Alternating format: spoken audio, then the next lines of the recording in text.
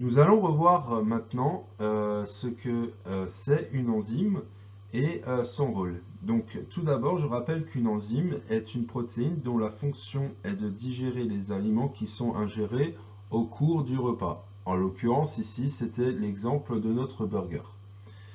Donc, elles sont produites dans l'appareil digestif et dans les différents organes et glandes qui composent cet ensemble. Donc, c'est-à-dire comme quoi ces enzymes sont capables sont capables et aussi importantes pour assurer la bonne digestion des aliments et fournir les aliments qui sont essentiels à tout ce qui est muscles et majoritairement tout ce qui est cellules de l'ensemble de l'organisme. Alors, tout ça pour dire que comme quoi, donc c'est très ciblé et vous avez notamment les enzymes digestives qui vont du coup agir tout au long de l'appareil digestif, de la bouche jusqu'à l'intestin, et ça va jouer du coup un rôle capital, je disais précédemment. Pourquoi? Parce que tout simplement, ça va notamment ingérer les différents nutriments qui sont essentiels, qui vont passer par la circulation sanguine et vont parvenir au tissu des cellules et de l'ensemble de l'organisme. Donc c'est par exemple, ils vont détériorer au fur et à mesure tout ce qui est glucides complexes, comme par exemple l'amidon, d'accord? Et donc c'est un long enchaînement de molécules de sucre qui vont être décomposées. Puis viendra ensuite la décomposition des protéines. Et donc du coup, tout ça va se faire sans aucune contrainte, puisque du coup, les enzymes, comme par exemple les enzymes de l'amylase qui sont présents, je rappelle, dans la salive, vont pouvoir notamment décomposer ces aliments, les petites chaînes des aliments vont devoir du coup,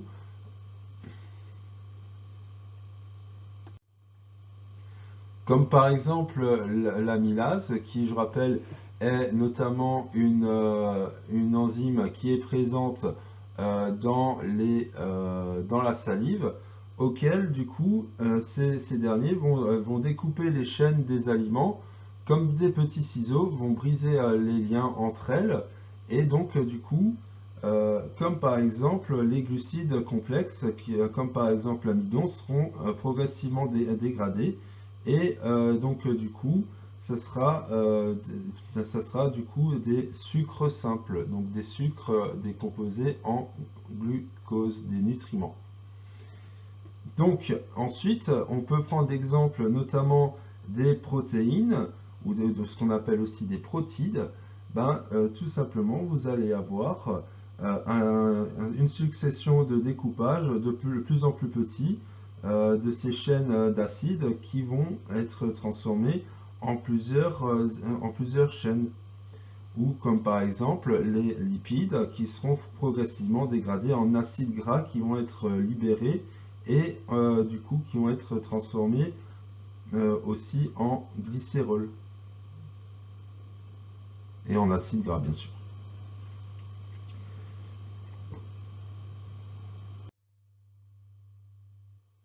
Donc avec la dégradation des enzymes, il faut rappeler comme quoi les enzymes font partie intégrante de ce qu'on appelle des sucs digestifs, comme par exemple le suc gastrique de votre estomac, ou le suc intestinal, de l'intestin grêle.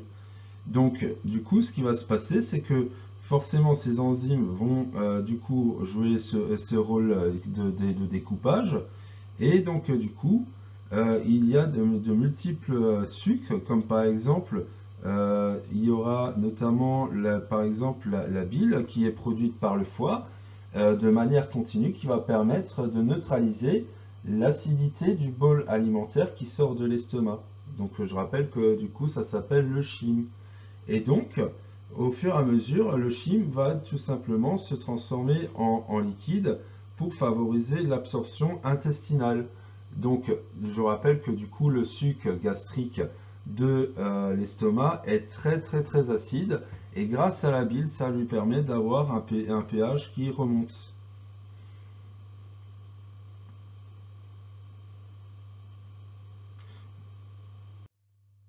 Alors, qu'est-ce que c'est un organe? Bah, vous avez plusieurs organes qui sont présents dans le corps humain, mais on va s'intéresser majoritairement à ceux du tube digestif. Vous avez notamment tout ce qu'on a vu auparavant, avec notamment le foie, le pancréas, les intestins, l'estomac, etc. Donc tout ça compose notre système digestif. Remontons le temps ensemble. Donc, ce qui semble logique, ce qu'on est en train d'apprendre dans ce cours-là avec le système digestif, ne l'était pas forcément au début. Il faut savoir que du coup, au XVIIIe siècle, en fait, beaucoup de scientifiques s'interrogeaient sur le mécanisme de cette fameuse digestion. Donc, deux hypothèses s'affrontent. Donc, c'est-à-dire, comme quoi la première, on va se demander est-ce que mes aliments qui sont broyés, qui passent dans le tube digestif, vont finir par pourrir? Ou la seconde hypothèse va du coup avoir un rendu, est-ce que mes aliments vont avoir un rendu liquide par des substances chimiques qui sont sécrétées par les organes?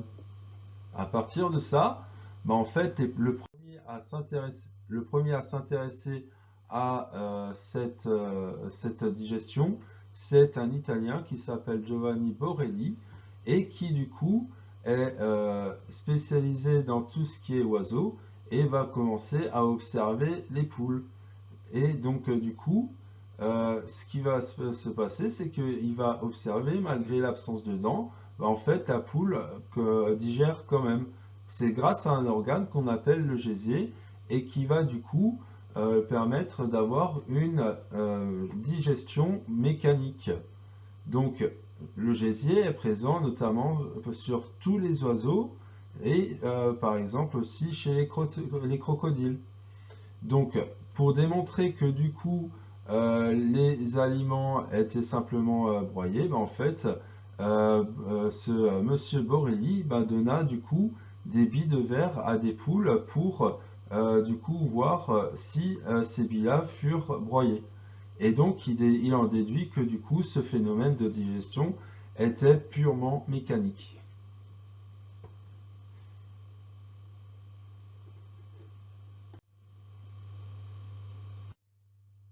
Plus tard, un Français nommé René-Antoine Fourchaux de Réaumur reprena du coup les travaux de Giovanni Borelli.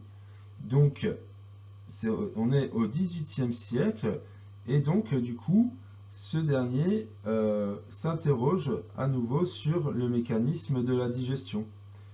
Donc, une des théories qui est retenue à l'époque soutient du coup que la digestion serait un phénomène, que je rappelle, purement mécanique, c'est-à-dire comme quoi les aliments seraient simplement broyés dans le tube digestif.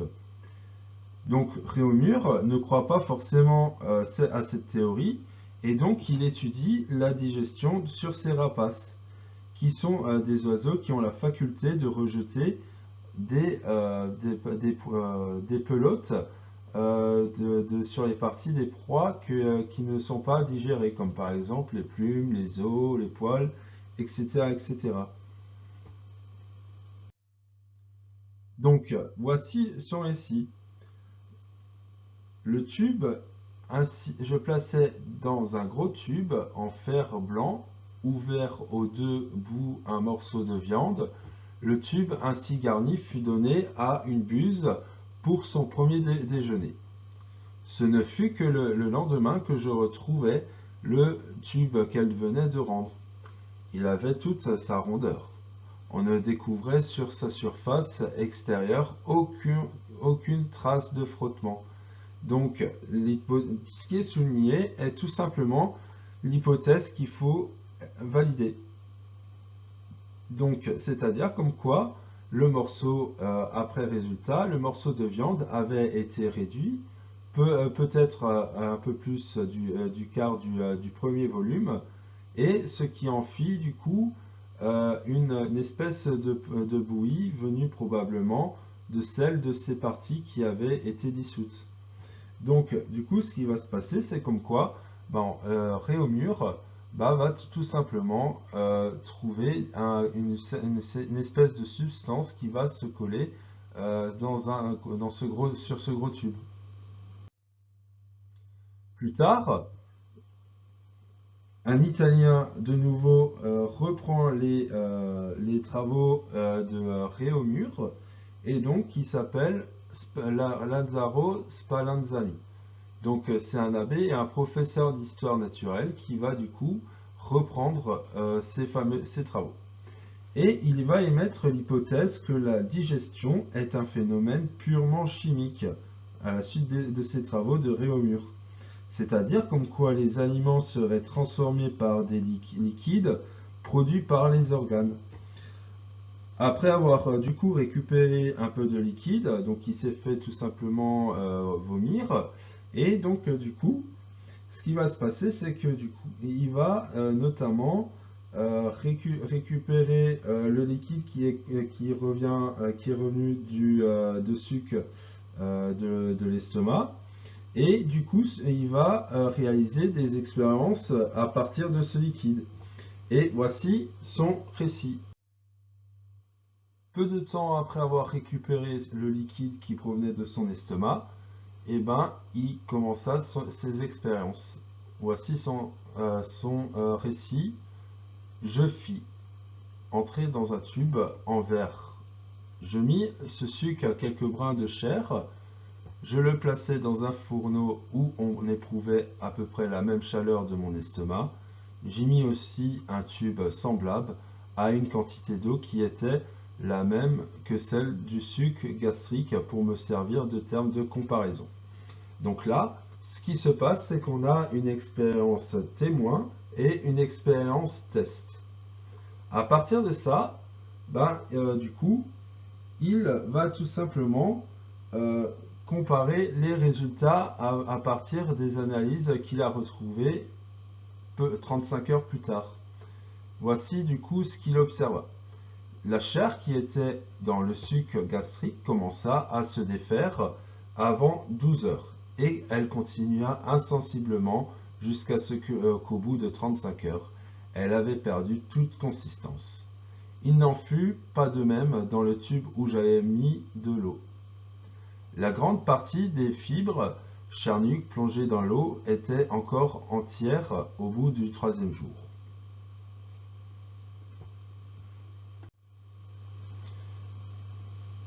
Eh bien, on peut dire comme quoi l'hypothèse est-elle validée? Donc pendant longtemps, on a pensé que du coup, la digestion était un phénomène purement mécanique, c'est-à-dire comme quoi c'était un broyage et la mastication tout simplement des aliments. Et ceci s'arrêta à cette étape-là. Mais Spallanzani, donc du coup, au XVIIIe siècle, avait montré que les sécrétions, qu'il y avait des sécrétions digestives qui avaient un rôle important dans la digestion. Par hasard, avec un accident au XIXe siècle, le médecin William Beaumont, un Américain, soigna un trappeur et donc du coup un trappeur canadien, Alexis Saint-Martin, qui a été blessé par un coup de fusil et du coup son estomac laissait échapper de la nourriture par un orifice qui était ouvert vers l'extérieur. Et donc du coup, ce qui va se passer, c'est qu'il fit des expériences, il en profita pour faire plusieurs expériences et des prélèvements. Je cite, donc, à 11 heures, après avoir fait jeûner le garçon pendant 17 heures, je pris environ 30 grammes de sucre gastrique pur de son estomac. Je pris un morceau de bœuf bouilli et le mis dans le suc gastrique. Je bouchai le tube et le plaça dans une casserole pleine d'eau à 37 degrés. À 22 heures, la totalité de la viande était dégradée. J'introduisis également dans son estomac la perforation un morceau de bœuf bouilli. Je constatais 2 heures plus tard que la digestion avait eu lieu. Donc, ce qui nous confirme comme quoi la dégradation des aliments est aussi un processus chimique.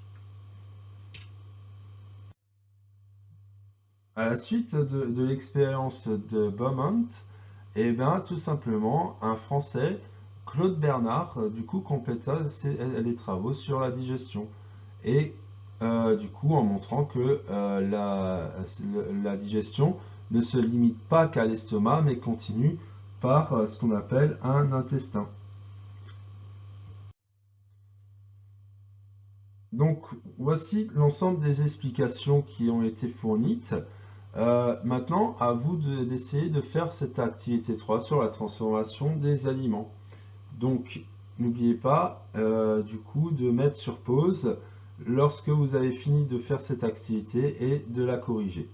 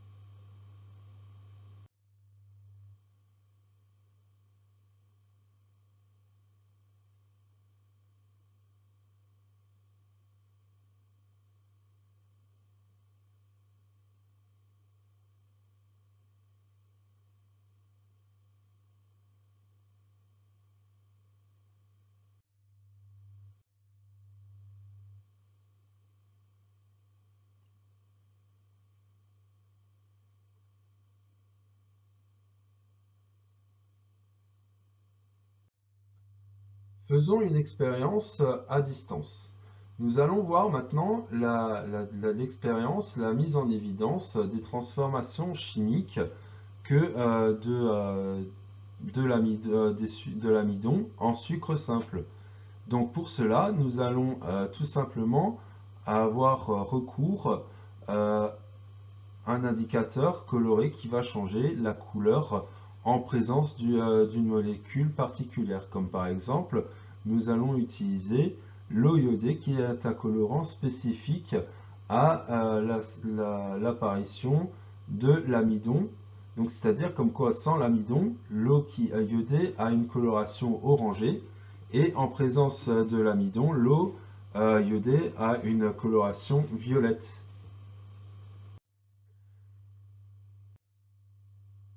Pour mener à bien du coup cette expérience, nous prenons du coup 2 éprouvettes auxquelles nous mettons des sucs gastriques ou par exemple du suc pancréatique.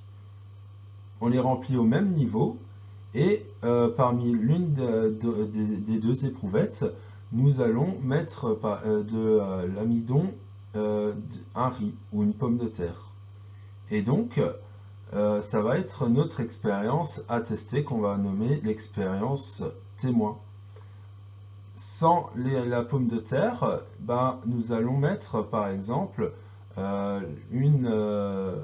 nous allons laisser tel que nous avons préparé ce mélange de sucre gastrique, et les deux éprouvettes vont être chauffées entre 10 à 20 minutes dans un bain-marie à 37 degrés. Je rappelle que 37 degrés, du coup, est la chaleur corporelle de notre corps. Donc voici les résultats. Donc à gauche, vous avez l'expérience test, notamment avec, vu qu'on a introduit plus tard l'eau iodée, donc il n'y a pas du coup de réaction. Mais par contre, vous pouvez constater sur la droite, l'assiette de droite, que du coup, l'eau iodée s'est colorée en bleu, bleuâtre, comme ça. Et donc, ce qui peut permettre de noter la présence d'amidon dans cet aliment.